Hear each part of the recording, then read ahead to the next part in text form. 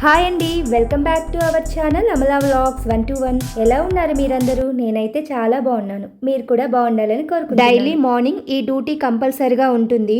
వాళ్ళ ముగ్గురు బయటికి వెళ్ళాలి కాబట్టి ఐరన్ చేయాల్సిందే. ఏసారి చేసి అక్కడ పెట్టామంటే మళ్ళీ నలిగాయి అంటారు, మళ్ళీ చేయాల్సి వస్తుంది. అందుకే ఏ రోజు ఆ రోజే చేస్తాను. ఐరన్ చేస్తూ టిఫిన్కి కావాల్సిన ఏర్పాట్లు కూడా చూసుకుంటాను. అంటే దోశలు అలా పోయాలంటే చట్నీలు, లేదా పూరి అలా చేయాలంటే పూరీ కర్రీ. ఈరోజు పూరీ చేశాను. పూరీ కర్రీ ఎలా చేశానో ఆ ప్రాసెస్ దానితో పాటు నేను ఒక వీడియో షూట్ చేసుకోవాలంటే దాని ముందు ఎన్ని ప్రాబ్లం ఫేస్ చేస్తానో ఫన్నీగా ఒక వీడియో ప్లే చేస్తాను. ఈరోజు పొద్దున్నే గిన్నెల సెక్షన్ మాత్రం పెట్టుకోను, మ్యాక్సిమం నైటే క్లీన్ చేసి పెట్టుకుంటాను. ఇంకా మళ్ళీ గిన్నెల సెక్షన్ రావాలంటే టిఫిన్లు అవి కంప్లీట్ అయ్యాక ఫస్ట్ మార్నింగ్ టీ తాగిన తర్వాత ఏ పనైనా మొదలు పెడతాను. పొద్దున్నే వీడియో తీయటమే కుదరదు అసలు, కానీ పిల్లలు ఈ టైంలో నిద్రలేగవలేదనమాట. అందుకని ఒక 2 క్లిప్పులు తీసుకున్నాను. పూరీ కర్రీ విషయానికి వస్తే ఉర్లగడ్డలు ఉడకబెట్టుకున్నాను ఆల్రెడీ. గిన్నె పెట్టి పోపు పెడతాను. ఫస్ట్ పోపులో కట్ చేసి పెట్టుకున్న ఉల్లిపాయలు, కట్ చేసి పెట్టుకున్న పచ్చిమిర్చి చీలికలు, కొంచెం అల్లం తరుగు అవన్నీ వేసి బాగా కలదిప్పుకుంటాను.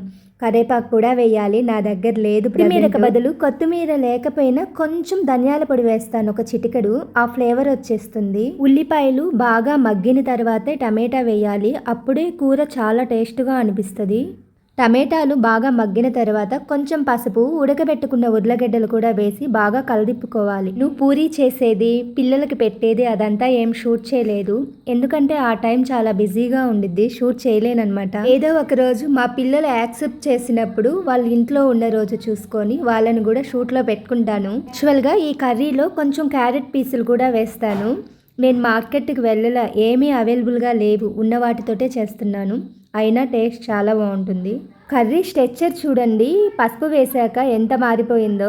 ఆ కలర్ చూస్తేనే పూరీ కూర బాగా తినాలనిపిస్తుంది. 2 స్పూన్ల శనగపిండిని కొంచెం మగ్గిన తర్వాత వాటర్ పోసి ఉండలు లేకుండా కలదిప్పి దీంట్లో పోసేస్తాను.